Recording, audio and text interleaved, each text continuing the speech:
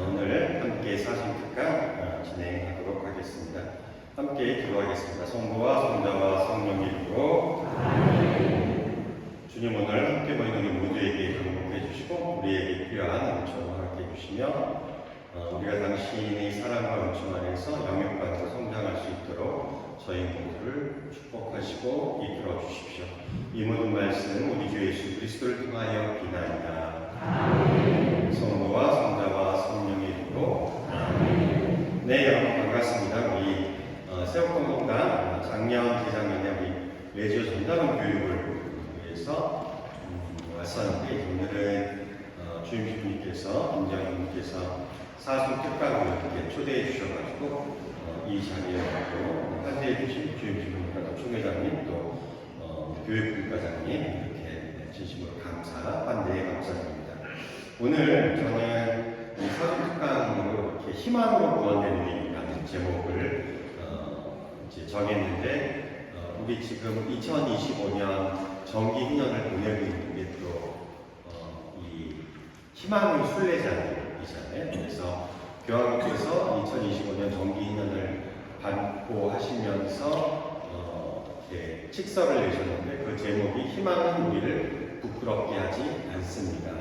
그래서 로마서의 말씀, 희망은 우리를 부끄럽게 하지 않습니다. 그리고 또 희망으로 우리는 구원을 받습니다. 로마서의 말씀이죠. 그래서 이것과 연관해서 이 사순시기의 묵상, 그리고 특별히 이제 이 정기 1년에 희망과 관련해서 우리가 어떤 자세로서 나아가야 됩니까? 이런 것들을 좀 설명드리도록 하겠습니다.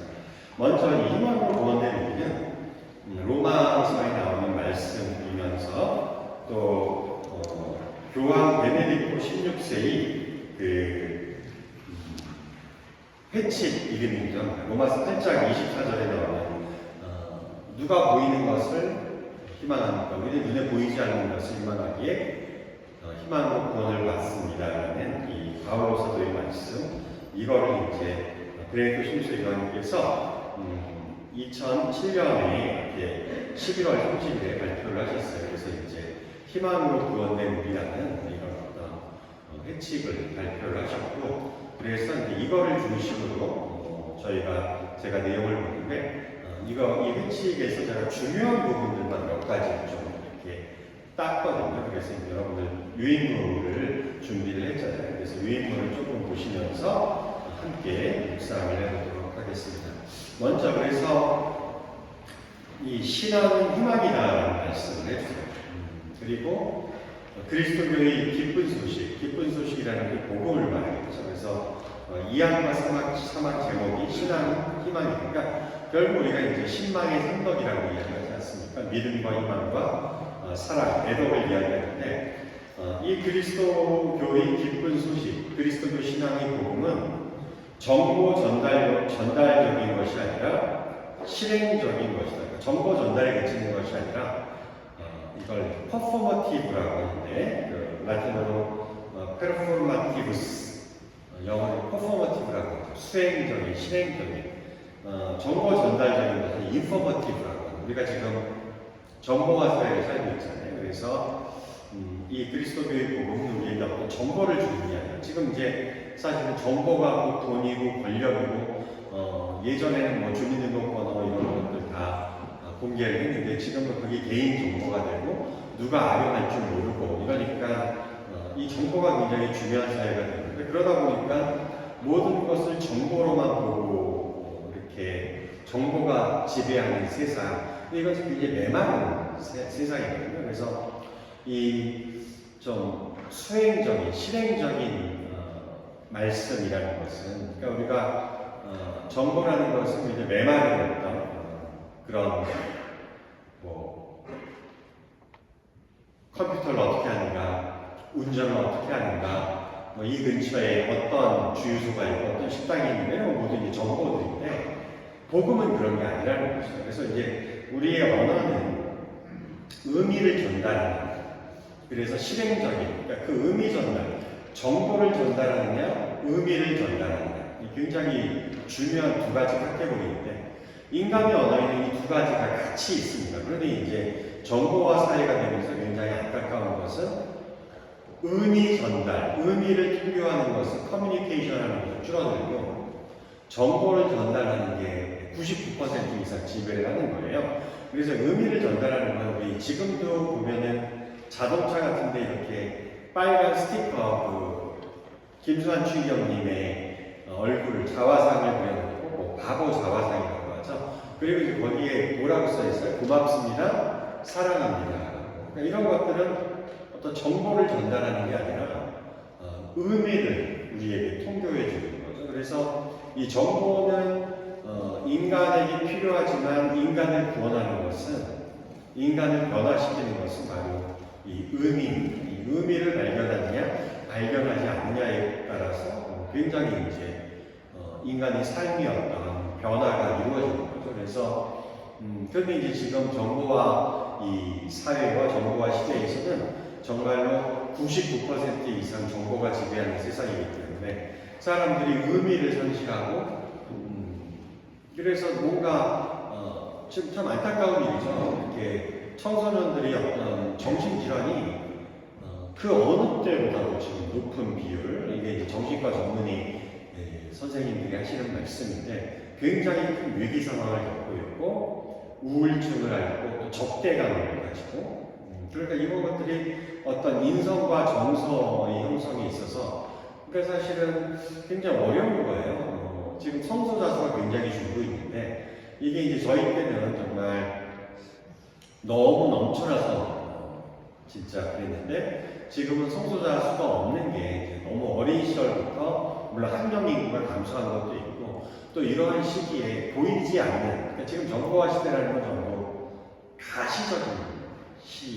가시적인 것을 추구하는 그러니까 이 시대에 정말 어린아이들이 참 이렇게 그래서 부모님들이 안 주려고 하지만 손님이 와서 막 그런데 이제 어린 나이가 너무 시끄럽게 보니까 스마트폰 하나만 주면 아이가 너무 조용해져. 아이패드 하나 줘버리면 이제 아이패드를 가지고 놀면서 아이패드라는 건 정말 온갖 비주얼과 그러니까 이런 것들을 어린 시절부터 우리가 그걸 뭐 예를 들어서 외국어를 어린 시절에 습득하느냐 그렇지 않느냐에 따라서 그걸 네이티브 스피커냐 그렇지 않느냐라고 이야기하고 요즘 나오는 이야기가 디지털 네이티브냐 그렇지 않느냐 그래서 디지털 약자들이 생겨났죠. 저도 참 그런 것들이 약해요. 그러니까는 근데 요즘은 뭘 하려고 해도 앱 설치하세요. 그러니까는 사실은 이제 이런 디지털 문화를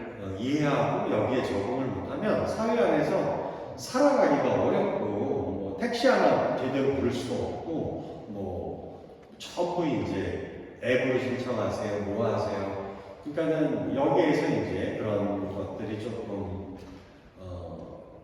늦게 따라가는 디지털 약자들은 점점 소외되는 삶을 살 수밖에 없습니다. 그런데 이제 디지털 네이티브, 그러니까 어려서부터 이런 디지털 기기를 갖고 놀면서 자라난 아이들은 진짜 외국어를 아무리 노력해도 습득이 안 되는데 어렸을 때 배운 아이들은 그냥 저절로 습득이 되는 것처럼 이 디지털 네이티브 세대에 그러니까 정말 젊은 세대들은 너무도 그런 것들에 익숙하고 그러니까 이제 제너레이션 갭 세대 차이는 점점 많이 날 수밖에 없는 거예요. 왜냐하면 그 디지털 약자는 도저히 이해를 못하는 거죠. 도저히 이해를 못하니까 야 어떻게 이런 것도 못하냐. 그러니까는 이런 면에서 어떤 존경심이나 이해심이 점점 사라져가는 이런 시대에 성소자 수는 감소할 수밖에 없습니다. 전부 이 디지털이라는 것은 화려한 색상과 눈에 보이는 것들인데 지금 바울로 사도가 말하는 것 누가 눈에 보이는 것을 희망합니다. 우리는 눈에 보이지 않는 것을 희망한다는 그렇기 때문에 그 희망으로 구원을 받습니다. 참 이게 로마서 5장에 환난은 우리가 이제 살아가면서 겪는 고통과 시련들이 있잖아요. 환난과 시련, 환난은 인내를 낳고 인내는 수양을 낳고 수양은 희망을 낳습니다. 그러니까 우리에게 다가오는 어려움과 고통과 시련과 역경들이 있지만 그것들이 참 우리가 없으면 더 좋겠지만 그런 것들이 다가올 때 좀 그 신앙의 시각에서 깊이 보기 시작하면 그 이면에는 사실은 나를 성장시키는, 그러니까 사실은 크라이스트 교황님께서 성덕이 무엇인가를 이야기할 때 성덕이 거창한 것이 아니라 시련 속에서 견디어내는 법을 배우는 것이 곧 성덕이다. 인내하는 법을 배우는 것. 그게 이제 바울로 사도의 말씀과 똑같죠. 한나는 시련은 인내를 하는 것. 그 인내하는 과정 안에서 수양이 되는 것. 그리고 그 수양은 희망을 낳습니다. 이 로마서 5장에 나오는 거고, 그리고 로마서 8장에서 우리는 희망은 무엇입니까? 누가 눈에 보이는 것을 희망합니까? 우리는 눈에 보이지 않는 것을 희망하기에 이 희망으로 구원을 받습니다. 라고 이야기하는, 그리고 그 희망은 우리를 부끄럽게 하지 않습니다. 그런 의미에서 우리는 우리 그리스도 신앙인들은 이 디지털 시대에 살아가면서도 눈에 보이지 않는 하느님의 영적인 세계를 볼 수 있어야 되고, 하느님의 영적인 은총을 갈망하고, 그 희망으로 우리는 성장하고 구원을 받는다. 그 희망은 결코 우리를 배신하지 않는다. 그 희망은 결코 우리를 부끄럽게 하지 않는다는, 그래서 특별히 2025년 정기인년에 우리 모두 이 지상이 순례자들이잖아요. 그런데 희망이 순례자라고, 그래서 우리가 이 희망을 가지고 이 인생 여정을 순례하는 이런 사람들로 좀 거듭 태어나고 쇄신이 되었으면 좋겠습니다. 그런 의미에서 이 베네딕토 교황님께서 말씀하신 복음은, 그리스도교 신앙의 기쁜 소식은 정보가 아니라 의미다. 그 의미는 인간을 변화시키는 것이죠. 정보는 인간을 변화시키지 못합니다.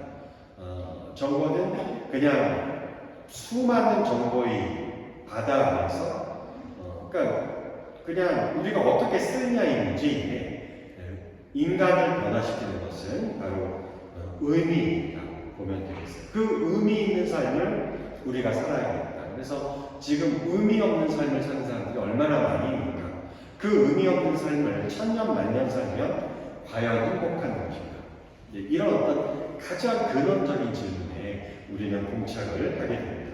그래서 이것과 관련해서 이제 조금 저는 그 뒷페이지에 보면 제가 쓴 책 종말론이라는 영원한 생명을 향해 생활선도서를 냈던 책에서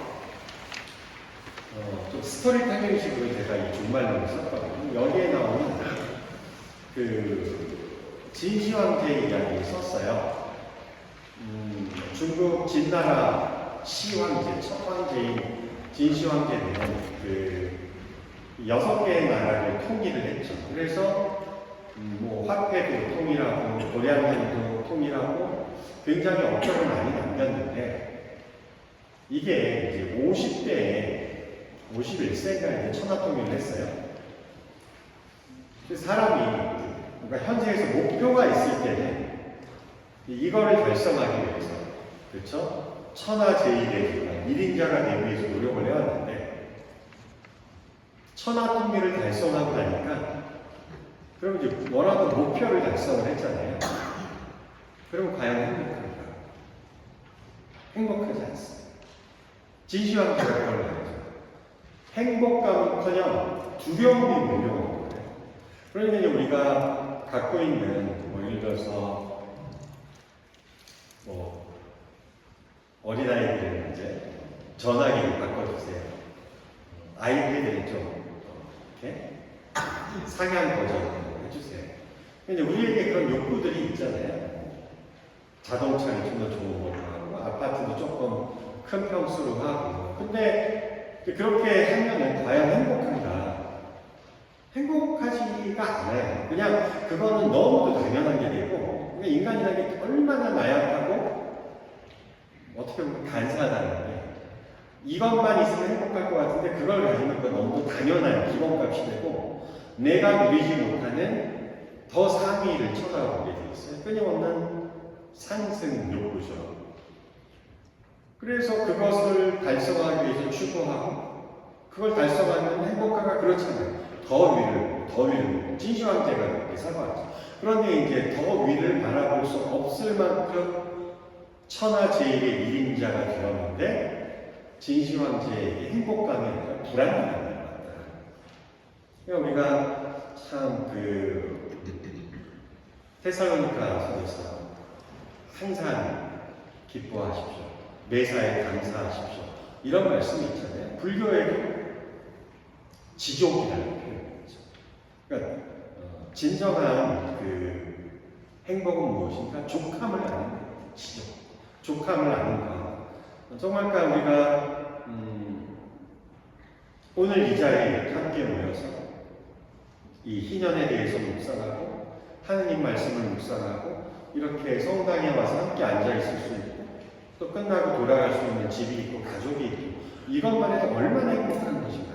정말 매사에 감사하고 행복감을 여기서 우리가 찾지 못한다면 영원히 행복은 없습니다. 영원히 행복할 수가 없어요. 그래서 예수님께서 이제 우리에게 해주시는 말씀이 그 참 행복 선언이 끝나고 나서 마태복음 5장에 그 진복 8단이 나오잖아요. 산상설교. 루카복음 병행의 루카복음서 6장에는 황지설교가 나오죠. 근데 이 사실은 산에 올라가셨다. 루카복음은 산에서 평지로 내려오셨다. 장소가 중요한 게 아니에요. 왜냐하면 여기에서 장소 개념은 이제 마테오복음서 사가의 신학이, 그러니까 마테오복음서는 구약을 믿는 유대교 사람들이 그리스도교로 개종을 했어요. 그러니까 이제 그 유다이즘의 뿌리가 있죠. 그러니까 이 사람들을 좀 존중을 해서 그런 사람들이 많은 공동체를 위해서 마테오복음서를 썼는데, 그래서 구약과의 연관성을 강조를 많이 했었죠. 그러니까는 누가 율법을 폐기하려 온 줄 아니 나는 율법을 완성하러 왔다. 율법은 1.1도 없어지지 않을 것이다 라는 게 이제 그렇게 유다이즘과의 연관성을 강조하는 마태복음서고, 그런 의미에서 이제 구약 성경에서 산이라는 것은 하느님을 만나는 장소예요.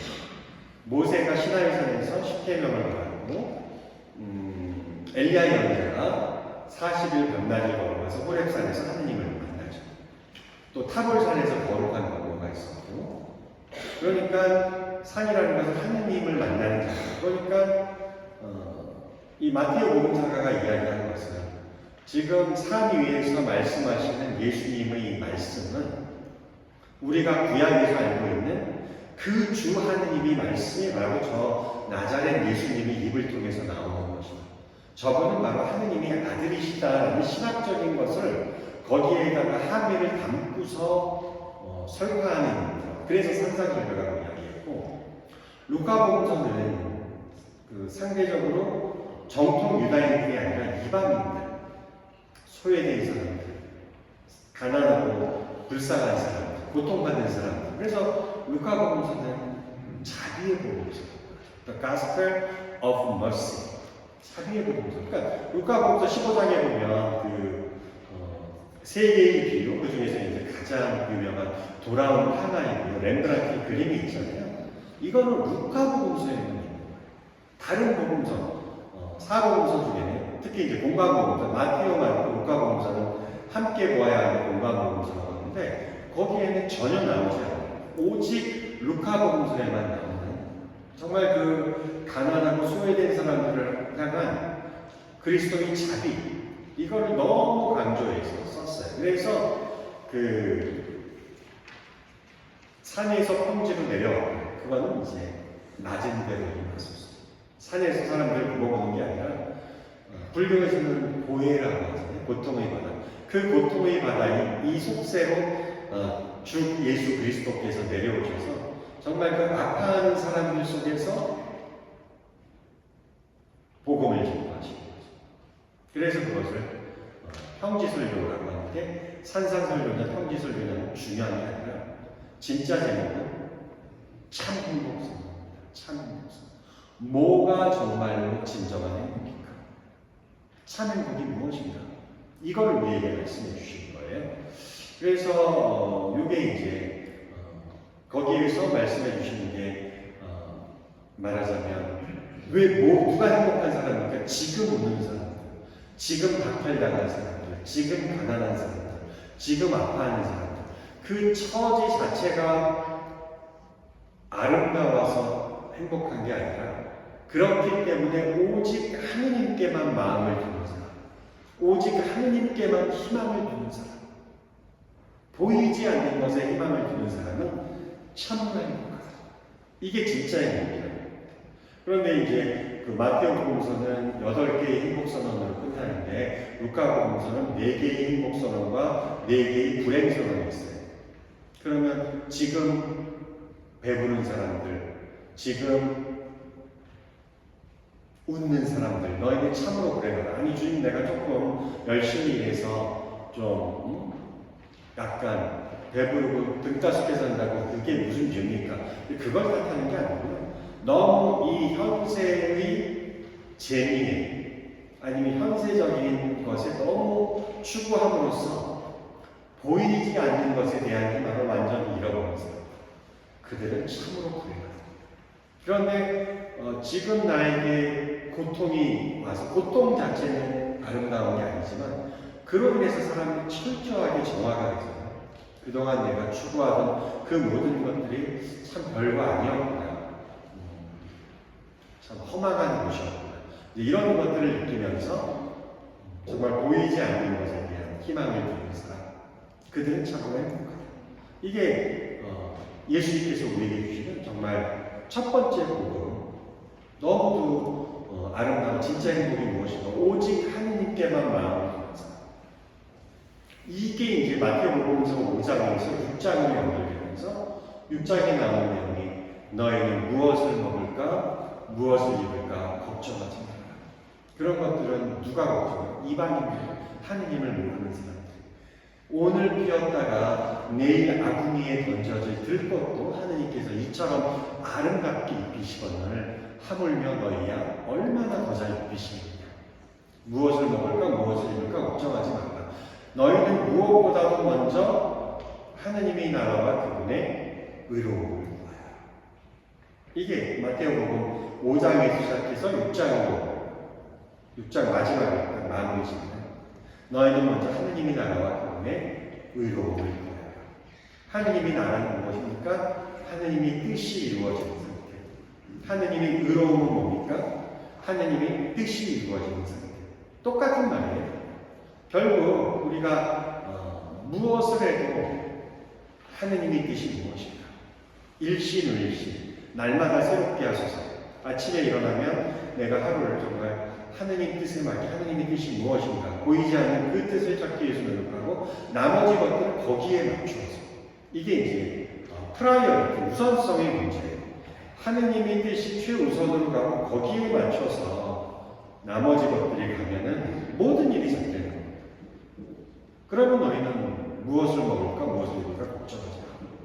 하늘에 계신 아버지께서 모든 것을 다 살펴주실 것이다. 그런데 이제 이게 바뀌어버립니다. 하느님의 뜻이 없어지고 재물이나 권력이나 명예나 쾌락이나 이런 것들이 하느님보다 높은 위치에 가면 삶이 엉망진창이 되기 시작하는 거죠. 그렇기 때문에 불교에서는 그냥 단순히 족함을 안다라고 하는데, 우리의 복음은 단순히 족함을 아는 것이 아니라 오직 하느님만을 찾기, 그분께만 희망을 두기. 아비라이 성녀 데레라가 그랬잖아요. 하느님을 소유하는 사람은 모든 것을 소유하는 것이니 정말 아무것도 나를 슬프게 할 수 없다. 그렇죠? 그 아름다운 노래를 있잖아요. 모든 것이 나를 슬프게 하고 배반할지라도 우리는 오직 하느님께만 마음을 두고, 하느님을 소유하는 것은 모든 사람을 소유하는데 우리가 어떻게 하느님을 소유합니까? 하느님을 소유하는 것은 우리가 하느님께 소유당하는 것이죠. 내가 하느님께 소유당하는 것은 나는 하느님을 소유하는 겁니다. 이런 사람은 이 세상 것이 아무리 나를 슬프게 하고 울게 하더라도 실망하지 않고 오직 하느님께 마음을 들여서 참된 행복을 찾아가는 것. 이게 이제 족함을 하는 것, 참 행복을 찾아 사는 것. 그런데 이것을 잃어버리는 순간 삶은 두려움과 경쟁심과 또 내가 가진 뺏기지 않는 공포, 이런 것들로 가득 차서 마음의 평화가 하나도 없게 돼요. 진시황제가 있다는 거예요. 그러니까는 천하통일하고 났는데 그때부터는 이걸 뺏기지 않을까. 뺏을 사람은 없어요. 근데 빼앗아갈 게 딱 하나 남아있어. 그러니까 나를 뺏을 수 있는 힘이 하나 있어요. 뭐예요? 죽음이죠. 그러니까 그때부터 이 죽음의 공포에 사로잡혀요. 그러니까 참 인생이 정말 나는 새도 떨어뜨릴 수 있는 권력을 가진 진시황 자가 정말 마음을 착하게 먹고 이 권력을 하느님께서 주신 것이니 백성을 위해서 봉사하고 백성을 섬기기 위해서 살겠다라고 했으면 얼마나 행복한 삶을 살았겠습니까? 얼마나 존경받는 성분이 되었을 것이며 또 임금님이니까 온갖 명예들이 왔을 테고 뭐 적어도 20년은 더 살지 않았을까요? 20, 30년. 그런데 이제 그때부터 막 그 죽음의 공포에 사로잡히니까 이거 뺏기지 않을까. 그러니까 이제 그때부터 뭘 꿈꿉니까? 영생을 꿈꾸겠지. 영생. 불사불멸성. 임머탈리티라고 하는. 그러니까 이게 인간이 현세적인 것을 추구하다가 그러니까 모든 권력자들이 그 역사를 보면 이 세상에서 있는 걸 다 잡고 나면 그 다음에 추구하는 거는 불사불멸성.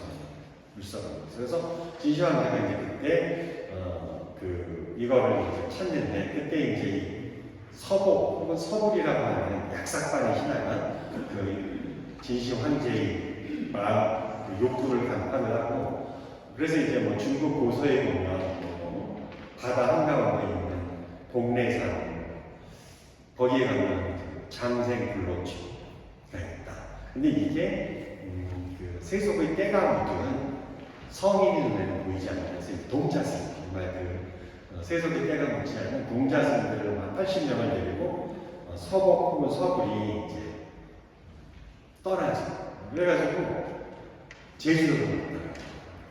그래가지고 제가 사실은 지난 10년 동안 사제들을 대상으로 해서 강의를 많이 했어요. 그래가지고 제주도에 보면은 이시돌 목장 옆에 이시돌 피자센터 있잖아요. 가보신 분들이 많이 계신가요? 그 옆에 이제 엠마오 사제연수원이고 10년 전에 생겼어요. 전국의 주교회의에서 전국의 사제들을 한 기수에 한 25명씩 해서 공강하고 1년에 한 50명 정도인데 제가 지난 10년 동안 이제 거기에 거리가 좀 있으니까 11주 과정인데 한 반주간이 1주간인데 저는 현대신학 동향 업데이트 그러니까 신부님들이 이제 신학교 졸업하고 신학 공부를 안 했으니까 저는 이제 계속 신학 현장에 있었습니다. 그동안에 신학의 변화나 흐름들을 업데이트 해드리면 그래서 3억에 도움이 되게끔 그래서 일주일 강의를 통째로 맡아서 굉장히 보람 있는 일이에요. 그래가지고 1년에 봄과 가을로 2번씩 제주도에 가서 강의를 하는데 그전에는 제가 제주도를 학교에 사실은 아까 그 양념에 보셨지만 2년 전에 레지엄안에 한국세나투스 영적 지도자로 오기 전에는 이제 가톨릭대학교 신학과에서 18년 동안 교수로 있었습니다. 그러니까 이제 학교에 있으니까 봄, 가을에는 제주도를 갈 기회가 없었고 방학 때나 갔었는데 이제 그 강의를 하면서 봄, 가을에는 참 아름답더라고요. 그래가지고 그때부터 이제 제가 좀 재미를 붙인 게 뭐냐면 강의 전에 하루 일찍 가서 걷고 또 강의 끝나고 나면 이제 주말에 걷고 올라가요. 제주 올레길을. 그래가지고 그걸 이제 10년을 걷다 보니까 제주 올레길 다 완주를 했는데 제주도는 정말 걸으면서 봐야지 자연과 풍광과 삶 이런 것들이 좀 잘 보이더라고요. 근데 이제 이 신부님들 상대로 강의하는 게 참 쉽지는 않아요. 그래가지고 10년 전에 같이 출발한 강사님들 중에서 지금 남아있는 강사님이 저하고 또 다른 분 한 분밖에 없어요. 그 사이에 수많은 강사진들이 들어왔다 사라져 갔다. 왜냐하면 이제 평가서를 쓰는데 신부님들 평가서가 너무 신랄하죠. 그러니까는 참 이걸 맞추기가 쉽지가 않아요. 그래서 너무 쉽게 그러니까 막 너무 이제 어떤 분은 너무 어렵게 강의하면은 무슨 무슨 뭐 우리를 신학생 강의하듯이 하냐. 그래가지고 이제 또 너무 또 쉽게 하면은 수준이 떨어진 게 강의를 한다. 무슨 어느 장단에 맞출지는 모르는. 그래서 이제 제가 정말 내용이 있는 컨텐츠지만 신부님들이 사목적 요구에 맞추어서 하는 굉장히 연구를 많이 해서 전달 방법이 굉장히 중요하거든요. 어쨌든 그러면서 좋은 점수를 받아서 지금까지 살아남았습니다. 그래서 이제 왜 제주도를 이렇게 원래를 자주 걷게 되었는지 그 강의 끝나고 나서 그래서 이제 그리고 이제 보람도 있어요. 신부님들에게 해서 이제 신부님들에게 사목 제가 직접적으로 사목은 안 하지만 사목 일선에 나가는 신부님들에게 도움을 드리는 거니까. 근데 이제 한 번은 제가 그래서 제주도에 8코스를 했어요. 8코스는 그 서귀포에서 그러니까 저쪽 쇠속각이라는 곳에서 서귀포까지 오는 곳인데 제가 거꾸로 걸었어요. 그러니까 그 서귀포에서 쇠속각을 향해서 갔는데 조금 걷다 보니까 그 정방폭포라는 게 있더라고요. 정방폭포 보셨죠? 산 쪽에서 폭포가 떨어지는 폭포가 바다로 바로 떨어진다고 해서 유명한데 거기에 보면은 그 폭포 뒤에 이렇게 암벽에다가 서불 가지라고 써 있대요. 새겨져 있는데 그러니까 서복하고 서불이 지나갔다. 근데 그 필체가 새겨진 게 진시황 때 그 활자체하고 똑같다라고 하고 그래서 실제로 서복이 아마 정방폭포까지 온 게 아닌가. 그래가지고 이제 거기에 그 말하자면 한라산 백록당 하얀 사슴이 있는 단이잖아요. 이런 거. 하여튼 신기로 거기에 이제 장생 물로초를 구하러 왔다가 아마 구하지는 못했죠. 왜냐면 진시황제가 죽었으니까. 그래서 거기에서 이제 포기하고 배를 타고 서쪽으로 중국이 서쪽이잖아요. 도라한 포구라고 해서 서쪽으로 귀환한 포구라고 해서 지금 서귀포라는 이름이 생겼다는 겁니다. 서귀포. 그러니까 그 정강폭포 앞에 그래서 그 서귀포시에서 뭘 만들어놨냐면 서복 기념관을 만들어놨어요. 그래서 거기에 가니까 이제 서복 혹은 서불이 왔다가 이런 이야기를 쫙 써놓고 마당에는 이제 장생 물로초는 아니지만 전국 팔도의 약초들을 재배를 하면서 판매도 하고 뭐 그러더라고요.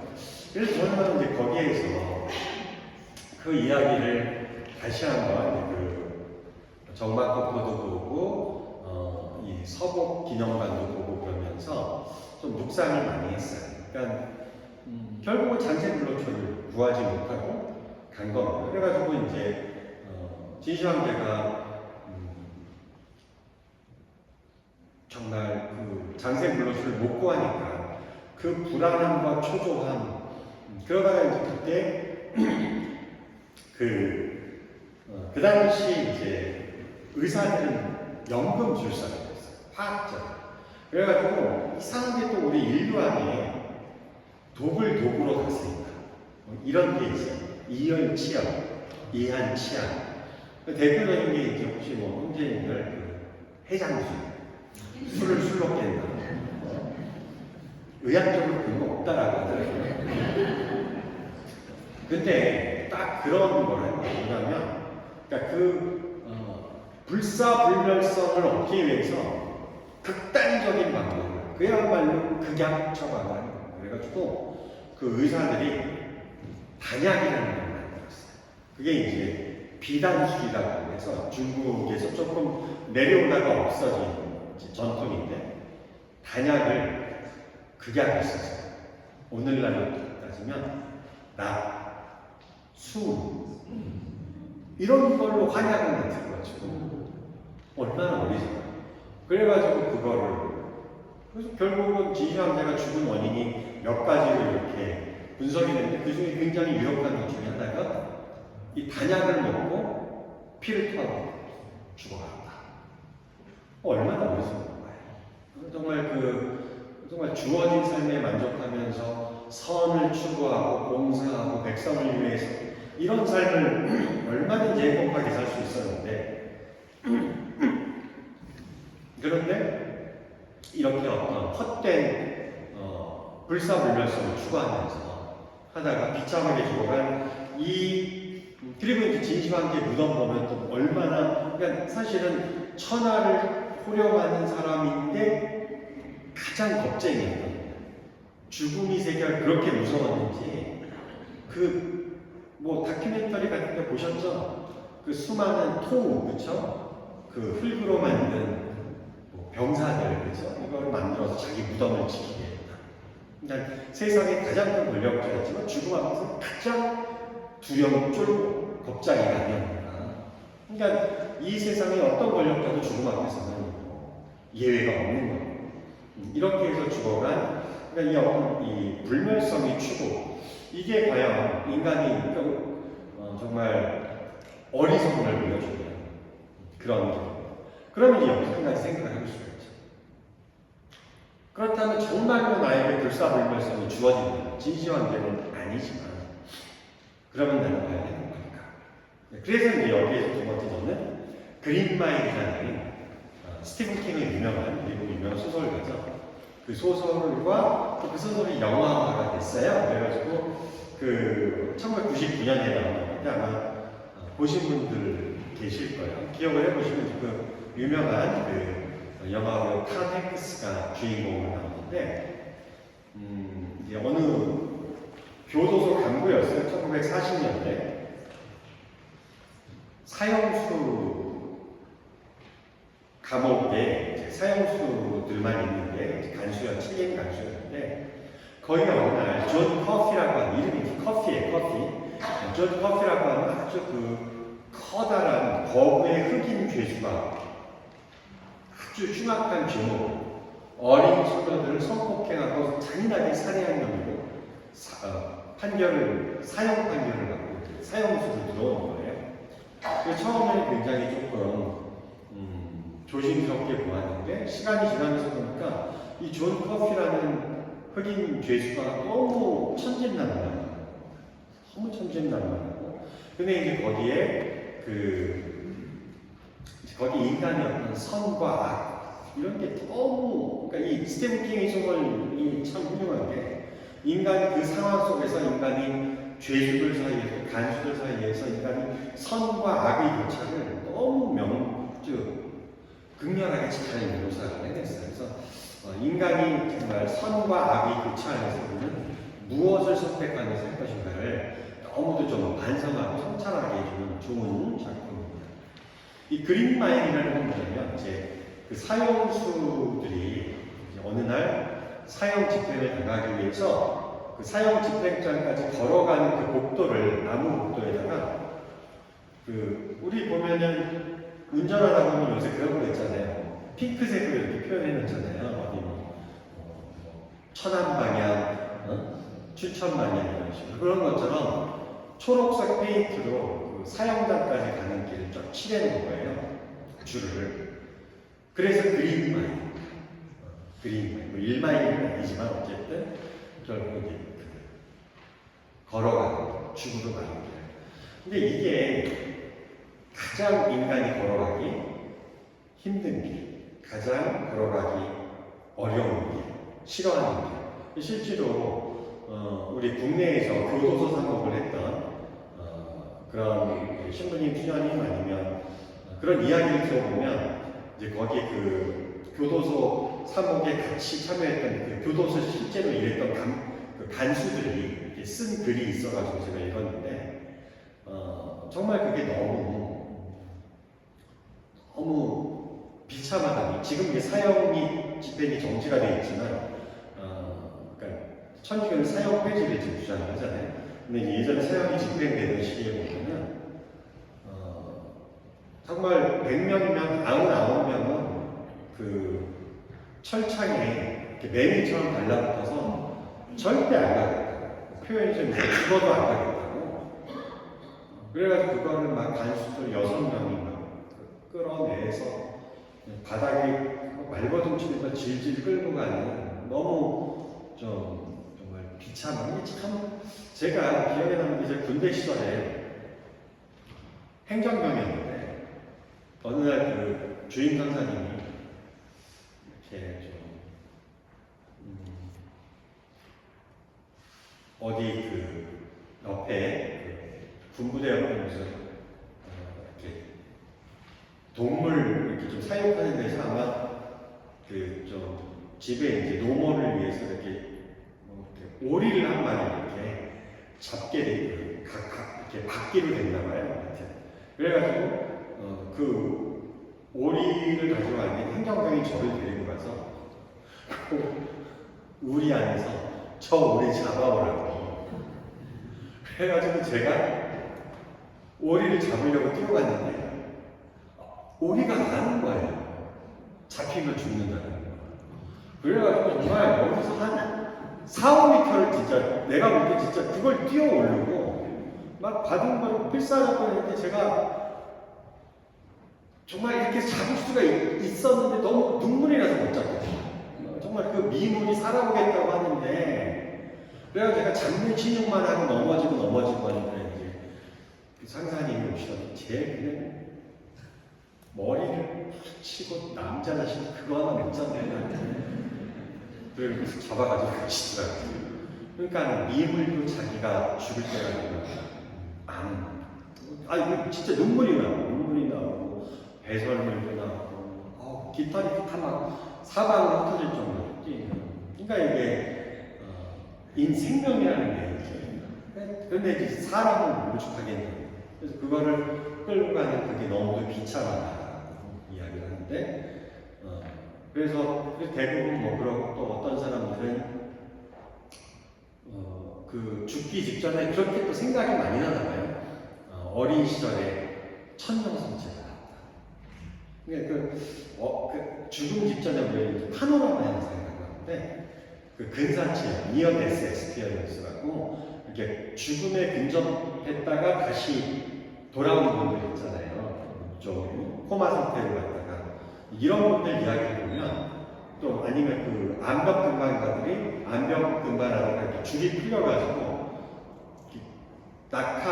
추락하다가 죽었구나 생각했는데 이제 몇 초간 추락하다가 그 바위 틈 사이로 나온 나뭇가지에 밧줄이 걸려서 가까스로 살았을 때 근데 이분들이 그 몇 초 동안에 자기 인생을 다 봤다는 거예요. 그 스크린에 영화 필름이 빨리 돌아가듯이 자기 인생이 쭉 가는데 두 가지가 괜찮아요. 첫째는 뭐냐면 아름다웠던 기억. 그러니까 아까 그 사형수말 이야기한 것처럼 천년성취할 때 그 떨렸던 마음 까맣게 잊어먹고 있었던. 그 다음에 또 어린 시절에 가족들이 함께 그 무주구천동에 가서 지금은 캠핑이 안 되지만 그때는 캠핑 그 무주구천동 계곡에 텐트를 치고 캠핑을 하는데 엄마 아빠 손을 잡고 어린 시절에 누워서 쏟아지는 별, 은하수를 보았던 기억 까맣게 잊혀져 있던 이런 기억들이 떠오릅니다. 아름다운 기억, 사랑했던 기억. 그리고 다른 한편으로 보면 그 이후에 자기의 삶이 이제 타락해가면서 있었던 부끄러움들, 영어로 shame이라고 하는 이 두 가지가 그렇죠. 그러니까 우리가 한번 생각해서 우리가 죽을 때 어떤 기억이 더 많아야 우리가 구원이 되겠습니까? 아름다운 기억이 많아야겠죠. 그 아름다운 기억은 대부분 다 사랑의 기억이에요. 사랑의 기억을 많이 만들어 놓았을 때 우리가 그 기억이 우리를 구원하는 겁니다. 그 기억이. 자비로우신 하나님께서 우리를 무자비하게 심판하는 게 아니라 그런 기억이 아니라 쉼만이 있다. 남에게 상처주고 사기치고 도둑질하고 마음 아프게 하고 때리고 강도질하고 죽이고 사기치고 그런 기억들이 쏟아져 오면 어떻게 간다고? 그 기억들이 나를 심판할 거. 우리가 죽음으로 가져갈 수 있는 건 기억밖에 없어요. 그래서 우리가 좋은 기억을 만들어요. 그래서 이제 죽음 전에 떠오르는 파노라마 현상. 그래서 이제 그린마일이잖아요. 그래서 이제 그 사형수에게 그 타멘스가 물어보니까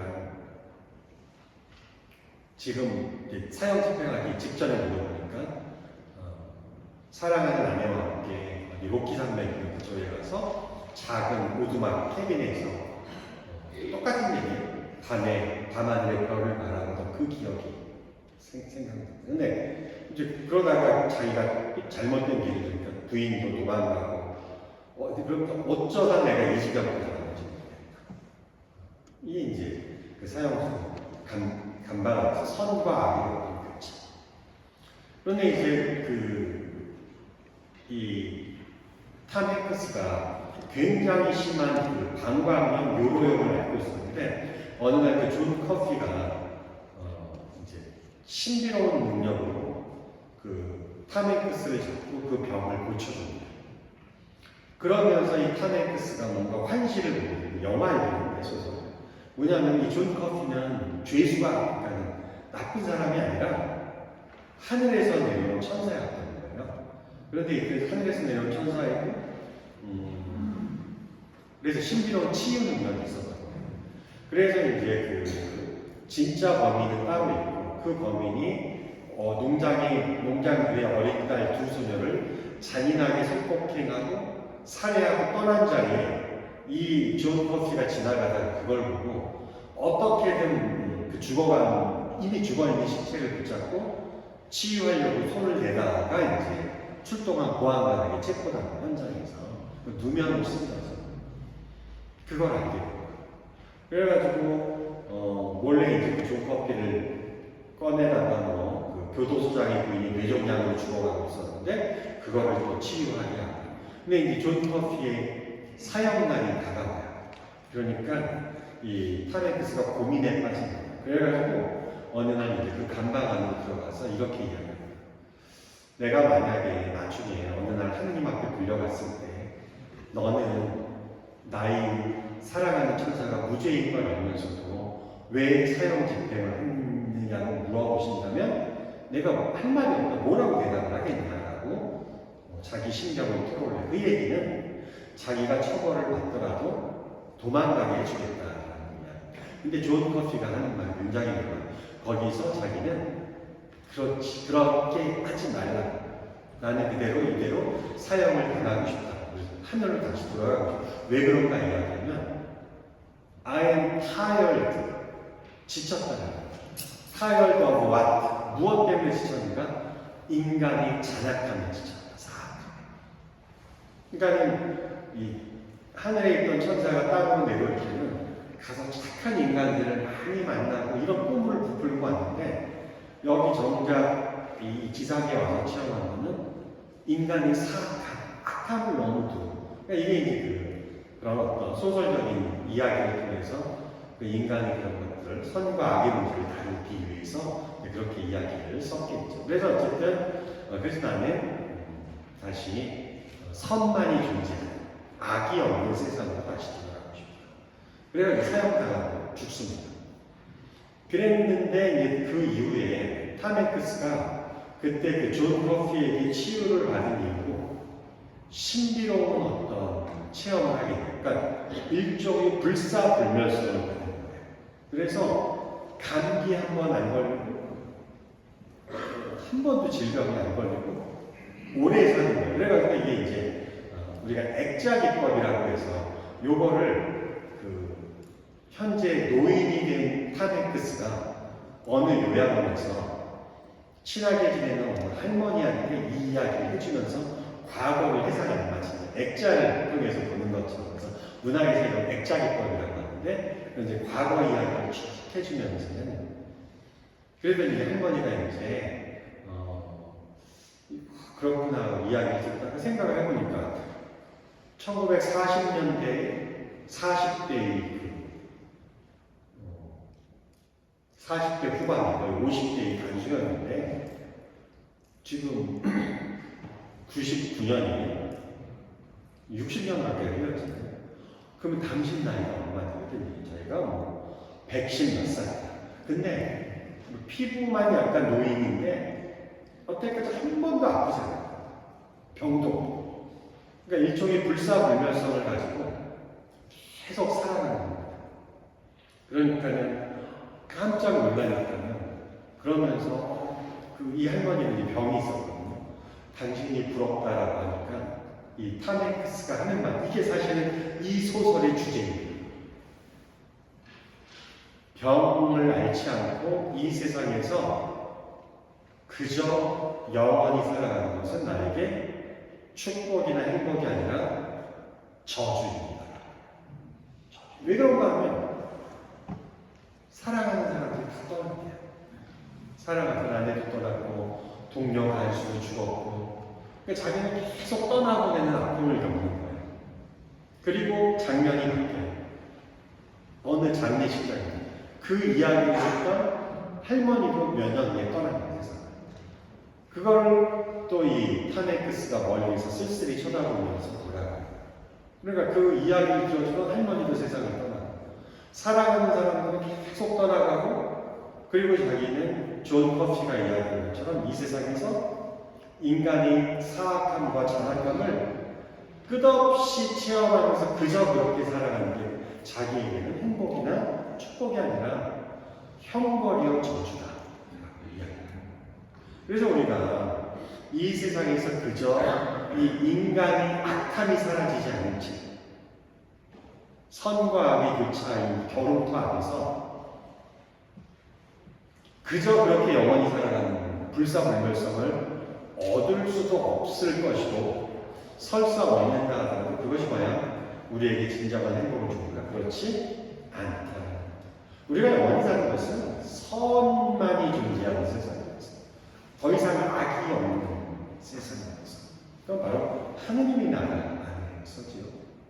그래서 인간은 진정한 불사불멸성이라는 것은 이 세상에서 이루어지는 게 아니라 여러분 죽음을 통해서 부활을 통해서 우리가 부여가 될 수 있는 불사불멸성, 이게 바로 그리스도의 신앙에서 이야기하는 거예요. 그러므로 다시 페이지를 넘겨서 앞을 보면 교황 베네딕토스께서 영원한 생명이 무엇인가라고 보자는데 과연 우리가 진정으로 영원히 사는 것을 바랍니까? 오늘날 많은 사람들은 신앙의 현재의 삶에 장애물 쳐놓는 밑줄 긋는 부분, 영원히 사는 것은 은총이라기보다는 저주로 보입니다. 그렇죠? 이 그린마일이 나왔던 이 내용은 베네딕토스 교황께서 똑같이 말씀을 해주십니다. 사람들은 당연히 죽음을 최대한 늦추고 싶어합니다. 그러나 끝없이 영원히 사는 것은 아무리 생각해보아도 지루하고 결국 참을 수 없는 것입니다. 그리고 또 한 가지 문제가 있습니다. 죽음을 없애거나 어느 정도 지연시킨다면 지구와 인류는 감당할 수 없는 상황에 놓이게 될 것입니다. 인구 폭발이 일어나는 거죠. 그러니까 결국 우리는 자연적인 한계 안에서 살아갈 수 있다. 자연적인 모습. 그래서 옛날에 시편에서 인생은 길어야 70년, 근력이 좋아야 80년이라고 했는데 이스라엘 백성들에게 그게 이제 한 10년, 20년 연장이 됐죠. 그래서 그래도 우리는 100세 인생. 결국 그 이상 할 수가 없어요. 결국 죽음은 누구에게나 오는 것이고 우리는 바로 죽음을 늦춤으로써 구원을 받는 것이 아니라 죽음을 통과할 수밖에 없어요. 그 죽음은 나의 소멸이지만 내 영적인 소멸이 아니고요. 결국 우리는 영원한 생명을 향해서 가는 것이다. 그렇기 때문에 인간을 구원하는 것은 과학이 아닙니다. 과학기술이 아무리 발전하고 의학기술이 발전해서 우리에게 영원 무궁히 살 수 있는 지상에서의 삶을 연장해 준다 하더라도 그것은 참 행복이 될 수 없고 참 기쁨이 될 수 없습니다. 인간을 구원하는 것은 사랑으로 구원하고 있습니다. 이것은 현생에도 해당이 됩니다. 살아가면서 커다란 사랑의 체험을 하는 바로 그때가 자기 인생에 새로운 의미를 주는 구원의 순간입니다. 이게 너무 아름다운 거죠. 아까 제가 말씀드렸잖아요. 우리가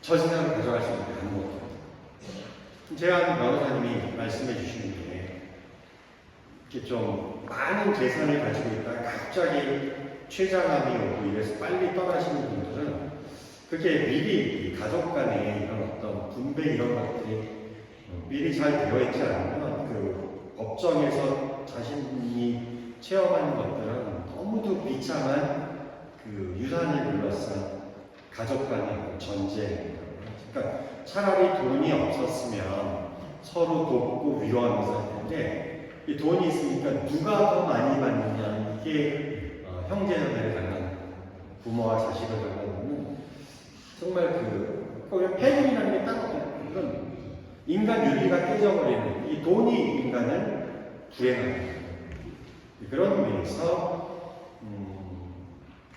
인간을 행복하게 하는 것은 돈이 아니고 바로 사랑이 체험하는 그 기억을 많이 만들어요. 우리가 가져갈 수 있는 건 우리의 메모리, 기억밖에 없기 때문입니다. 그래서 그 기억이 우리를 심판하는 거예요. 그래서 에릭 에릭슨이라는 유명한 성장 심리학자가 했던 게 이제 인간의 성장 단계를 이야기하는데 마지막 단계에 가면은 이거를 에고 인테그리티와 절망, 자기 통합성이냐 절망이냐 이렇게 된다는 거예요. 그러니까 우리가 나이가 들어가면서 성숙해진다는 것은 자기 통합이거든요. 자기 통합은 자기 안에 모순된 상황을 그렇죠? 우리가 이중적인 것도 있을 수 있고 모순된 면도 있을 수 있는데 성숙해가면서 그런 것들을 아름답게 통합하는 것이고 또 하나는 뭐냐면 내가 살고 있는 세상과의 관계를 또한 통합시키는 거예요. 그러니까 뭐냐면 세상이 얼마나 불공정하고 불공평합니까? 그러니까는 이 불공평한 세상을 내가 원망만 하고 저주만 하다가 죽을 것인가? 아니면 세상은 그렇다 하더라도 아니면 세상이 그러니까 내가 거기에 휩쓸려서 그렇게 따라가서 살아야 되는가? 아니면 세상은 그렇다 하더라도 나는 어떤 의미를 발견하면서 살아갈 것인가? 세상 탓만 하고 그러기 때문에 불평만 하고 이렇게 살다가 죽을 것인지 아니면 세상은 이렇다 하더라도 나는 이런 의미를 찾으면서 살아가겠다. 그래서 정말 모순적인 상황 속에서도 뭔가 의미를 발견하는 능력. 그래서 여기 나와서 우리가 치유되는 것은 고통을 피해가는 것이 아니라 고통의 의미를 찾는 능력을 통해서 우리는 치유되고 있습니다. 그래서 우리가 성장한다는 것은 성숙한다는 것은 그 모순된 상황, 나를 미워하는 사람들, 나를 박해하는 사람들이 있는 상황 속에서도 그 의미를 찾아내고 이것을 통합시키는 능력. 이 영적인 능력이죠. 이게 영성이에요. 그래서 그 의미를 찾아내는 능력, 사랑의 체험을 통해서 의미를 찾아내는 능력, 이게 바로 우리에게 구원을 가져오는 순간입니다. 왜 그런가 하면 그 기억들이 쌓여서 나중에 우리가 하나님 대전에 나갈 때 그 기억들을 가지고 그 기억들이 나를 따라오는 거예요. 그래서 이제 하나님 보시기에 너무도 너에게는 좋고 아름다운 기억들이 함께 따라오는 것이죠. 그러면 우리는 구원을 받는 것이고, 그런데 이제 그에게 따라오는 기억이 너무도 부정하고 미워하고 시기하고 질투하고 싸우고 도와주고 하나도 없고 애덕도 없고 그 무시무시한 기억들이 우리를 심판하는 이게 되는 겁니다. 그러므로 우리가 고통의 의미를 찾는 능력을 통해서 치유되고 그리고 사랑받는 체험을 하는 순간에 우리가 구원된다는 것은 바로 이런 의미가 되겠습니다. 그런 의미에서 우리는 정말로 이 세상에 살고 있을 때 하나님께 대한 희망을 가지고 좋은 기억을 많이 만드셔야겠어요. 좋은 기억은 결국은 사랑의 뜻이에요. 용서하고 화해하고. 그러니까 우리는 행복한 거예요. 왜? 아직 사랑을 베풀고 자비를 베풀고 애덕을 베풀 수 있는 시간이 남아있습니다. 우리 정말 정신 바짝 차리고 살아가야 돼요. 왜? 하루하루가 얼마나 소중한 날인지. 나중에 하느님 앞에 심판의 순간에 나갈 때 가져갈 수 있는 좋고 아름다운 기억을 만들 수 있는 시간이기 때문에. 그런데 이 기억들을 만들 수 없는 분들이 있어요. 땅을 치고 후회하지만 어떻게 할 수 없는 분들은 누굽니까? 바로 영업이 계십니다. 그러니까 우리가 이번에 희년의 대사가 있잖아요. 고해성사를 통해서 죄는 용서받지만 잔벌, 벌이 남아있어가지고 이제 연옥에서 그 벌을 받아야 된다. 근데 하느님이 왜 죄는 용서해 주시고 벌은 남겨두는가? 하느님이 어쨌지 하신 거 아닌가 이렇게 생각할 수 있지만 그게 아니라 하느님께 죄는 용서받지만 인간에게 잘못한 것은 우리가 풀어야 할 숙제가 있는 겁니다. 풀어야 할 숙제가. 그러니까 제가 그 성수가 줄었다고 이야기했는데 제가 신학과 1학년 때 입학 정원이 120명 있었어요. 너무도 많은 학생들이 오고 그래가지고 이제 그 교수 신부님들이 조금만 잘못하면 유급시키고 퇴학시키고 또 공부 못하고 그래가지고 1학년 때 실제로 120명 중에서 18명이 라틴어 시험에 F를 맞아요. 발악을 해가지고 1년 유급을 했어요. 그런데 이제 그 라틴어 시험 보기 전날 너무나 신경이 많이 가겠죠. 근데 이제 이렇게 방을 나와만 있었는데 이쪽 사이드에서 저랑 같이 방을 쓰고 있던 그 동료 신학생이 조금 이렇게 다혈질이었어요. 그리고 이제 그래서 그 라틴어 공부를 좀 평상시에 안 했어. 저는 평상시에 열심히 그래가지고 취침 시간에 저는 딱 그냥 잠자리에 들어갔는데 이 친구는 아주 탁함한 거예요. 내일 시험인데 하나 암기되는 건 없고 시험 떨어지면 유급이고 근데 옆에 있는 쟤는 뭐 평소에 암기도 잘하고 공부도 잘하는 거 같고 또 열심히 평소에 해서 지금 나 지금 졸음이 쏟아지는데 잠을 못 자고 고문이잖아요. 근데 쟤는 편히 자려고 마음이 편하게 있는 거예요. 저한테 이제 야 너 벌써 자냐? 이렇게 가시던진 말이 와서 제가 아무 생각 없이 나 이제 라틴어 시험 보고 잘 맞춰서 그냥 자려고 했더니 뭐 흔히 뭐 그래 너 잘났어 뭐 이제 이런 식의 가시던진 말이 와서 제가 그거를 참았으면 됐는데 너 왜 갑자기 신경질 내냐고 이렇게 따져 물으니까 이 친구가 막 자기 화를 못 이긴 거예요. 그래가지고 여기 있던 컵을 벽에다가 집어넣어서 물이 쫙 퍼지고 밖으로 나가버렸어요. 저도 마음이 엄청 상했죠. 근데 이제 결과적으로는 여기에 그 친구한테 도움을 주었어요. 하느님이 섭리는 정말 오묘합니다. 왜냐하면 이 친구가 막 가서 화가 나는 바람에 잠이 깼어요.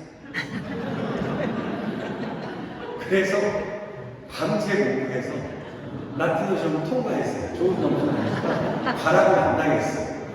그래서 저랑 같이 2학년으로 올라갔어요. 근데 이제 그 시험 보고 이제 그 다음날 나가요. 아침에 짐 싸고 나갔는데 저녁 기도 끝나고 방학 나가니까 그 영성기도 선생님들 뒤에서 고해성사를 주고 계시는데 이 친구가 가서 고해성사를 보더라고요. 그리고 그 다음날 아침에 나가는데 저한테 아주 쑥스럽게 다가와서 하는 이야기가 내가 고해성사를 통해서 하느님께 죄는 용서받았는데 친구인 너에게도 용서를 받기 위해서 왔다. 참 감동이잖아요. 그러니까 저도 그냥 그 미웠던 마음이 눈높듯이 먹고 나도 너의 그러면서 내가 사실은 너처럼 공부를 못하고 그렇게 막 안 헤어질 때 넣어서 내가 좀 시기심도 나고 화내서 그랬는데 저는 또 그럼 너의 그런 어려움을 내가 헤아리지 못하고 서로 사과하고 용서를 주면 얼마나 아름다워. 그래서 그 친구랑 되게 친해졌어요. 친해졌어. 2학년 생각은 참 잘 지냈습니다. 근데 제가 요즘에 그 기억이 자꾸 나는 게 뭐냐면 너무 잘했다. 왜냐면 근데 그 친구는 다른 교구 신부가 됐는데 한 9년, 10년 전에 심장마비로 세상을 모두 떠났어요. 그러니까 만약에 그때 화해를 못하고 그러면 2학년 때 시간이 지날수록 화해하기 더 어렵죠. 서로 소 닦고듯이 보고 이러다가 만약 그 친구가 세상에 떠났다면 제가 얼마나 마음이 안 좋겠어요. 근데 이제 그 친구가 저한테 온 거는 사실 자발적으로 온 건 아니고 고해성사를 받더니 고해 신부님께서 보석으로 죽이던 15날이 아니라 그 친구한테 가서 사과하고 용서하고 이게 진짜 모습입니다. 근데 인간에게 지은 죄잖아요. 그럼 하나님께 고백해서 용서를 받지만 인간에게 기워 갚아야 될 숙제가 남아있는 거예요. 화해의 숙제가 남아있는 거예요. 사도 바울가 여러분을 화해의 사도입니다. 그리스도께서는 인간과 하나님을 화해시키기 위해서 이 세상에 오셨고 그러므로 하나님을 따르 믿는 여러분은 화해의 사도입니다. 그리스도인은 화해의 사도입니다. 그 화해를 해야 되는데 화해를 못하고 지나가는 것들이 너무 많은 것 우리 삶 안에. 그래서 이게 숙제를 못하니까 우리 옛날에 초등학교 때, 중학교 때 방학 숙제 못해오면 책가방 들고 모여서 벌 줬잖아요. 숙제를 못했기 때문에 벌을 받는. 그래서 그거를 연옥영어들이 잠벌이라고. 그래서 우리 대사를 통해서도 남아있는 벌까지도 사용합니다. 그게 이제 왜 죄는 용서받는데 벌이 남아있습니까? 그건 바로 하지 못한 숙제가 있기 때문에. 하지 못한 숙제는 인간끼리의 화해죠. 화해. 그래서 우리는 화해할 수 있는 기회가 너무 많이 있어요. 그러면 이제 그 사람하고 직접적인 화해를 하기가 어려우면 내가 그 사람을 조금 마음 아프게 했는데 먼저 세상을 떠났다든지 그러면 직접적으로 기억할 수가 없잖아요. 그러면 우리가 대리 모습, 다른 사람에게 애덕을 하고 도와주고 선행을 베품으로써 대신 기워받는 겁니다. 그런데 연언연으로 그걸 할 수가 없어요. 그래서 땅을 치고 후회하고 그 부자와 라자로의 비유 보세요. 부자가 땅을 치고 후회하면서 지금 자기가 이 현세에 살고 있는 가족들도 자기처럼 되지 말라고 알려주고 싶은데 알려줄 방법이 없잖아요. 그래서 연옥연원들은 그런 고통을 겪고 있습니다. 그래서 보석이 필요한 거고 그렇기 때문에 우리는 먼저 자비의 활동을 통해서 정말 좋은 기억, 선한 기억을 많이 만드셔야 되고요. 그 다음에 특별히 이번 희년 동안에 우리가 대사를 받잖아요. 이미 뭐 많은 공지를 통해서 드셨는데 대사를 받는 방법이 몇 가지가 첫 번째는 순례고 두 번째는 순례만 되는 게 아니라 혹은 자비예요. 그 자비의 활동을 통해서 그러면 이제 기본 요건 세 가지 있잖아요. 그래서 참회하고 고해성사하고 두 번째는 뭐예요? 미사양성체, 세 번째는 교황님이 뜻에 따른 기도. 교황님의 뜻은 어디서 볼 수 있어요? 레위기서 10페이지에 보면 나와요. 이 3월달은 상처 입은 치유를 필요로 하는 가정들을 위해서 기도하는 겁니다. 그래서 그 기도, 요 기본 요건 세 가지에다가 플러스 알파만 하나 더 하면 되는데 그게 이제 서울교구 지점 순례제를 하는지 아니면 자비의 활동, 특별히 자비의 활동을 많이 하십시오. 그리고 그 자비의 활동을 통해서 하면 이제 대사가 하나가 완성이 돼요. 한 꾸러미가 완성이 되잖아요. 잠벌을 사해주면. 근데 이거를 내 자신을 위해서 써도 좋지만 우리는 아직 기회가 많잖아요. 양도를 많이 하십시오. 누굴 위해서? 연합을. 특별히 내가 기억하는 또 풀지 못하고 가신 분들이 있다면 아버님, 어머님, 친구들 또 아무도 기억하지 않는 경험들을 위해서 그분들이 하지 못한 보석을 우리가 대신한다는 의미에서 우리가 받은 것을 양도해주는 활동 이것만큼 아름다운 선행입니다.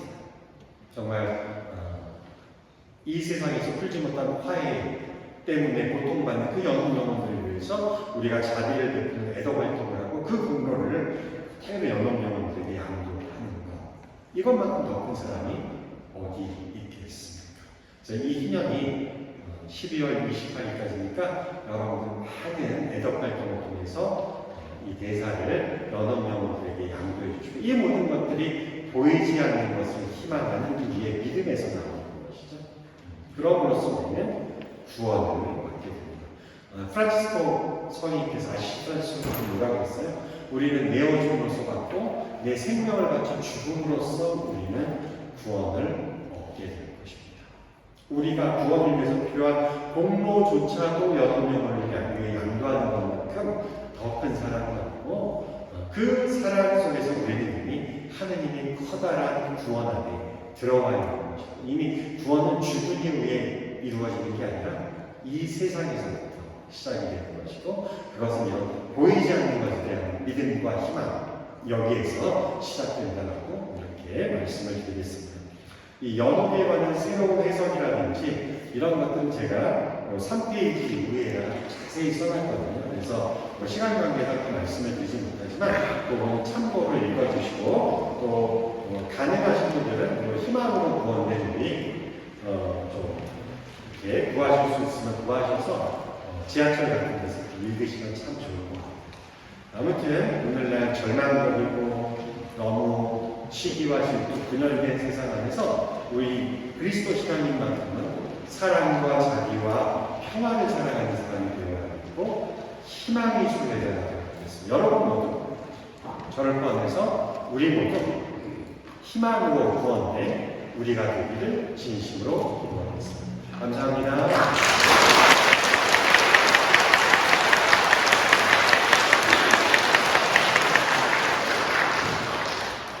아름다운 기억 많이 남으십니까?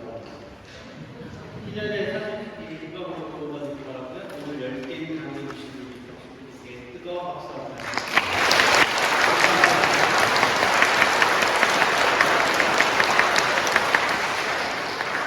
다음 주 금요일 날은 두 번째 사생집 강의이고요.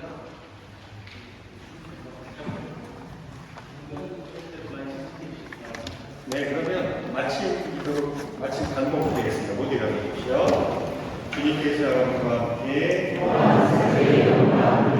전능하신 천주 성부와 성자와 성령께서는 여기 있는 우리 모두에게 강복하소서.